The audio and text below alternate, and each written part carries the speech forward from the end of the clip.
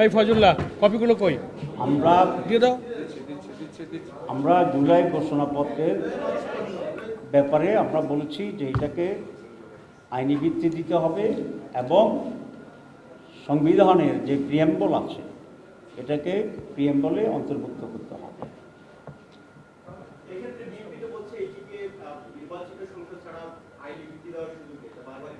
যে এখন প্রোক্লেমেশন করবে এবং পরে এটাকে সাংবিধানিকভাবে আইনি ভিত্তি দেবে, দুটোই একসাথে হবে।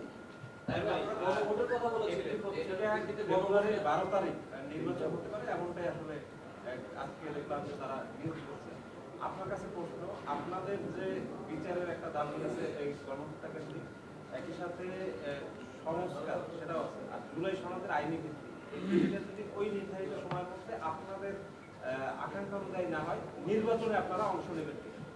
আমরা বলছি যে নির্বাচনের যে তারিখ ঘোষণা হয়েছে এটা আমাদের আমির জামাতের যে টাইমলাইন বলেছিল সেটাকে এটা স্যাটিসফাই করে এবং আমরা এই নির্বাচনকে ইতিবাচকভাবে দেখি।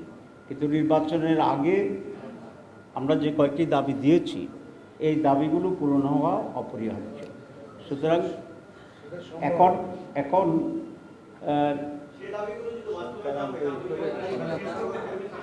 আমরা তো হবে জন্য নিচ্ছি। প্লিজ আমরা মনে করি এগুলা সুষ্ঠু অবাধ নির্বাচনের জন্যে এই দাবি পূরণ অপরিহার্য এবং সরকার যদি সিনসিয়ার হয় তাহলে এ দাবি পূরণ একেবারেই সম্ভব। নির্বাচনের জন্য একটা মাইল ফলক হতে পারে। তার প্রথম যুক্তিটা হচ্ছে 54 বছরের ট্রেডিশনাল পদ্ধতির যে নির্বাচন, এই নির্বাচন তো আমরা সুষ্ঠু হতে দেখিনি। তো সুতরাং ট্রেডিশনাল পদ্ধতির নির্বাচন বাংলাদেশের জন্য উপযোগী নয়। 54 বছরের রিগিং, রাতে দখল, দিনে দখল, কেন্দ্র দখল, রেজাল্ট মাঠে একরকম, ঢাকায় এসে আর একরকম হয়, সব কিছু দুইটা করে। সেই জন্য আমরা মনে করছি PR may be the best alternative for experiments, number 1।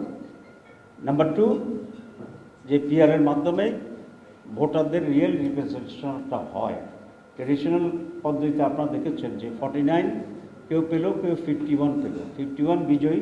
একেবারে সুস্থ নির্বাচনও যদি আমি ধরি, আর 49-এর যে ভোট, এই ভোটের কোনো ভ্যালু এখানে থাকে না। আমি যখন নির্বাচন করতাম লোকেরা বলে যে ভোট ফসাবো না, তখন বুঝতে পারতাম না। এখন বুঝি যে যেহেতু পিআর এটা কাউন্ট করার সুযোগ আছে, তো সেক্ষেত্রে আগেরটা তো 95। আর পুরো হোল কান্ট্রি যে পরিমাণ সমর্থন মানুষের আছে একটা ন্যাশনাল নির্বাচনে বলুন, রিপ্রেজেন্টেশনে বলুন, পার্টি বলুন, সব জায়গাতে পুরো জাতির ভিতরে তার পজিশন কী, দ্যাট ইজ দি ইম্পর্টেন্ট এবং সেটা রিফ্লেকশন হবে। আমরা এখনও মনে করি পিআর পদ্ধতিতে বেস্ট পদ্ধতি, আমরা এগিয়ে যাব।